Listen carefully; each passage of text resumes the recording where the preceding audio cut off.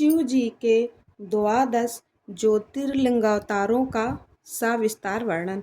नंदीश्वर जी कहते हैं, मुने अब तुम सर्वव्यापी भगवान शंकर के 12 अन्य ज्योतिर्लिंग स्वरूप अवतारों का वर्णन श्रवण करो, जो अनेक प्रकार के मंगल करने वाले हैं। उनके नाम ये हैं: सौराष्ट्र में सोमनाथ, श्रीशैल पर मल्लिकार्जुन, उज्जैनी में महाकाल, ओमकार में अमरेश्वर, हिमालय पर केदार, डाकनी में भीमशंकर, काशी में विश्वनाथ, गौतमी के तट पर त्र्यंबकेश्वर, चिताभूमि में नैवेद्यनाथ, दारुकवन में नागेश्वर, सेतुबंध पर रामेश्वर और शिवालय में घुश्मेश्वर। मुने परमात्मा शंभु के ये ही वे 12 अवतार हैं। ये दर्शन और स्पर्श करने से मनुष्यों को सब प्रकार का आनंद प्रदान करते हैं। मुने उनमें पहला अवतार सोमनाथ का है। यह चंद्रमा के दुख का विनाश करने वाला है। इनका पूजन करने से क्षय और कुष्ठ आदि रोगों का नाश हो जाता है। यह सोमेश्वर नामक शिवावतार सौराष्ट्र नामक पावन प्रदेश में लिंग रूप से स्थित हैं। पूर्व काल में चंद्रमा ने इनकी पूजा की थी।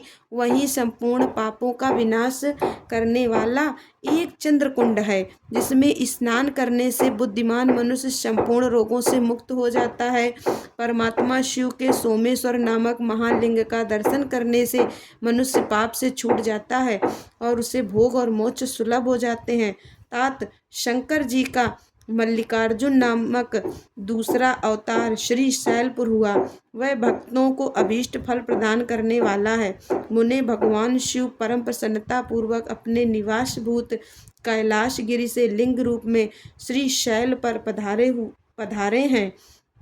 पुत्र प्राप्ति के लिए इनकी स्तुति की जाती है। मुने ये जो दूसरा ज्योतिर्लिंग है, वह दर्शन और पूजन करने से महासुख कारक होता है और अंत में मुक्ति भी प्रदान कर देता है। इसमें तनिक भी संशय नहीं है। तात शंकर जी का महाकाल नामक तीसरा अवतार उज्जैनी नगरी में हुआ। एक बार रत्न माल निवासी दूषण नामक असुर, जो वैदिक धर्म का विनाशक विप्रद्रोही था, सब कुछ नष्ट करने वाला था, उज्जैनी में जा पहुंचा। तब वेद नामक ब्राह्मण के पुत्र ने शिव जी का ध्यान किया। फिर तो शंकर जी ने तुरंत ही प्रकट होकर ओंकार द्वारा उस असुर को भस्म कर दिया। तत्पश्चात अपने भक्तों का सर्वथा पालन करने वाले शिव देवताओं के प्रार्थना करने पर महाकाल नामक ज्योतिर्लिंग स्वरूप से वही प्रतिष्ठित हो गए। इन महाकाल नामक लिंग का प्रयत्नपूर्वक दर्शन और पूजन करने से मनुष्य की सारी कामनाएं पूर्ण हो जाती हैं और अंत में उसे परम गति प्राप्त होती है। परम आत्मबल से संपन्न परमेश्वर शंभु ने भक्तों को अभीष्ट फल प्रदान करने वाला ओमकार नामक चौथा अवतार धारण किया। मुने विंध्यगिरि ने भक्तिपूर्वक विधि विधान से शिव जी का पार्थिव लिंग स्थापित किया। उसी लिंग से विंध्य का मनोरथ पूर्ण करने वाले महादेव प्रकट हुए।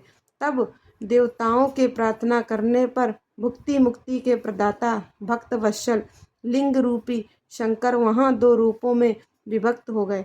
मुनीश्वर उनमें एक भाग ओंकार में ओंकारेश्वर नामक उद्दत लिंग के रूप में प्रतिष्ठित हुआ और दूसरा पार्थिव लिंग परमेश्वर नाम से प्रसिद्ध हुआ। मुने इन दोनों में जिस किसी का भी दर्शन पूजन किया जाए, उसे भक्तों की अभिलाषा पूर्ण करने वाला समझना चाहिए। महामुने, इस प्रकार मैंने तुम्हें इन दोनों महादिव्य ज्योतिर्लिंगों का वर्णन सुना दिया। परमात्मा शिव के 5वें अवतार का नाम है केदारेश। वह केदार में ज्योतिर्लिंग रूप से स्थित हैं। मुने वहाँ श्री हरि के जो नर नारायण नामक अवतार हैं, उनके प्रार्थना करने पर शिव जी हिमगिरी के केदार शिखर पर स्थित हो गए।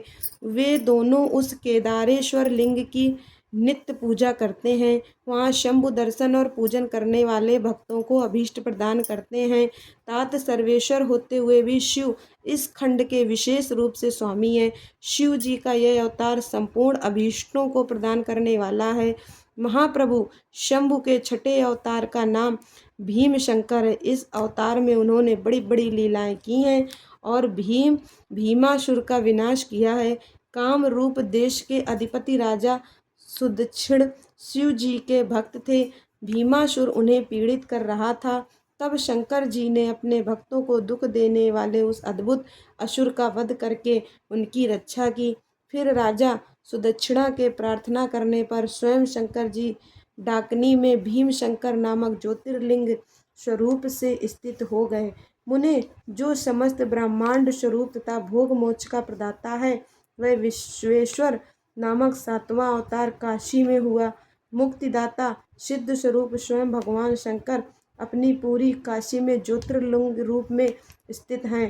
विष्णु आदि सभी देवता, कैलाशपति शिव और भैरव नित्य उनकी पूजा करते हैं। जो काशी विश्वनाथ के भक्त हैं और नित्य उनके नामों का जप करते रहते हैं, वे कर्मों से निर्लिप्त होकर कैवल्य पद के भागी होते हैं। चंद्रशेखर शिव का जो त्र्यंबक नामक 8वां अवतार है, वह गौतम ऋषि की प्रार्थना करने पर गौतमी नदी के तट पर प्रकट हुआ था। गौतम की प्रार्थना से उन मुनि को प्रसन्न करने के लिए शंकर जी प्रेम पूर्वक ज्योतिर्लिंग स्वरूप से वहां अचल होकर स्थित हो गए। अहो, उन महेश्वर का दर्शन और स्पष्ट करने से सारी कामनाएं सिद्ध हो जाती हैं। तत्पश्चात मुक्ति भी मिल जाती है। शिव जी के अनुग्रह से शंकर प्रिया परम पावनी गंगा गौतम के स्नेहवश वहाँ गौतमी नाम से प्रवाहित हुई। उनमें 9वां अवतार वैद्यनाथ नाम से प्रसिद्ध है। इस अवतार में बहुत सी विचित्र लीलाएं करने वाले भगवान शंकर रावण के लिए आविर्भूत हुए थे। उस समय रावण द्वारा अपने लाए जाने को ही कारण मानकर महेश्वर ज्योतिर्लिंग स्वरूप से चिता भूमि में प्रतिष्ठित हो गए। उस समय से वे त्रिलोकी में वैद्यनाथेश्वर नाम से विख्यात हुए। वे भक्ति पूर्वक दर्शन और पूजन करने वाले को भोग मोक्ष के प्रदाता हैं। मुने, जो लोग इन वैद्यनाथेश्वर शिव के महात्म्य को पढ़ते अथवा सुनते हैं, उन्हें यह भुक्ति मुक्ति का भागी बना देता है। 10वां नागेश्वर अवतार कहलाता है। यह अपने भक्तों की रक्षा के लिए प्रादुर्भूत हुआ था। यह सदा दुष्टों को दंड देता रहता है। इस अवतार में शिव जी ने दारुक नामक राक्षस को, जो धर्मघाती था, मारकर वैश्यों के स्वामी अपने सुप्रिय नामक भक्त की रक्षा की थी। तत्पश्चात बहुत सी लीलाएं करने वाले वे परात्पर प्रभु शंभु लोकों का उपकार करने के लिए अंबिका सहित ज्योतिर्लिंग स्वरूप से स्थित हो गए। उन नागेश्वर नामक उस शिवलिंग का दर्शन तथा अर्चन करने से राशि के राशि महान पातक तुरंत विनष्ट हो जाते हैं। मुने, शिव जी का 11वां अवतार रामेश्वर अवतार कहलाता है। वह श्री रामचंद्र का प्रिय करने वाला है।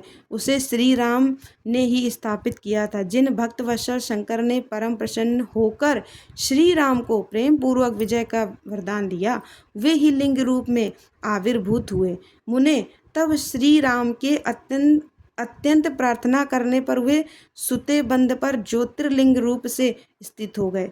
उस समय श्री राम ने उनकी भली भांति सेवा पूजा की। रामेश्वर की अद्भुत महिमा की भूतल पर किसी से तुलना नहीं की जा सकती।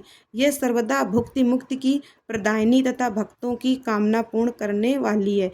जो मनुष्य सद भक्ति पूर्वक रामेश्वर लिंग को गंगा जल से स्नान कराएगा, वह जीवन मुक्त ही है। वह इस लोक में जो देवताओं के लिए भी दुर्लभ है। ऐसे संपूर्ण भोगों को भोगने के पश्चात परम ज्ञान को प्राप्त होगा। फिर उसे कैवल्य मोक्ष मिल जाएगा। घुसमेश्वर अवतार शंकर जी का 12वां अवतार है। वह नाना प्रकार की लीलाओं का कर्ता, भक्तवत्सल तथा घुष्मा को आनंद देने वाला है। मुने, घुष्मा का प्रिय करने के लिए भगवान शंकर दक्षिण दिशा में स्थित देवी शैल के निकटवर्ती एक सरोवर में प्रकट हुए। मुने, घुष्मा के पुत्र को सुदेहा ने मार डाला था। उसे जीवित करने के लिए घुष्मा ने शिव जी की आराधना की। तब उनकी भक्ति से संतुष्ट होकर भक्तवत्सल शंभु ने उनके पुत्र को बचा लिया। तदनंतर कामनाओं के पूरक शंभु घुष्मा की प्रार्थना से उस तड़ाग में ज्योतिर्लिंग रूप से स्थित हो गए। उस समय उनका नाम घुश्मेश्वर हुआ। जो मनुष्य उस शिवलिंग का भक्ति पूर्वक दर्शन तथा पूजन करता है, वह इस लोक में संपूर्ण सुखों को भोग कर अंत में मुक्ति लाभ करता है। सनत कुमार जी, इस प्रकार मैंने तुमसे इस 12 दिव्य ज्योतिर्लिंगों का वर्णन किया। ये सभी भोग और मोक्ष के प्रदाता हैं। जो मनुष्य ज्योतिर्लिंगों की इस कथा को पढ़ता अथवा सुनता है, वह संपूर्ण पापों से मुक्त हो जाता है तथा भोग मोक्ष को प्राप्त करता है। इस प्रकार मैंने इस शतरुद्र नाम की संहिता का वर्णन कर दिया। यह शिव के 100 अवतारों की उत्तम कीर्ति से संपन्न तथा संपूर्ण अभीष्ट फलों को देने वाली है। जो मनुष्य इसे नित्य समाहित चित्त से पढ़ता अथवा सुनता है, उसकी सारी लालसाएं पूर्ण हो जाती हैं और अंत में उसे निश्चय ही मुक्ति मिल जाती है।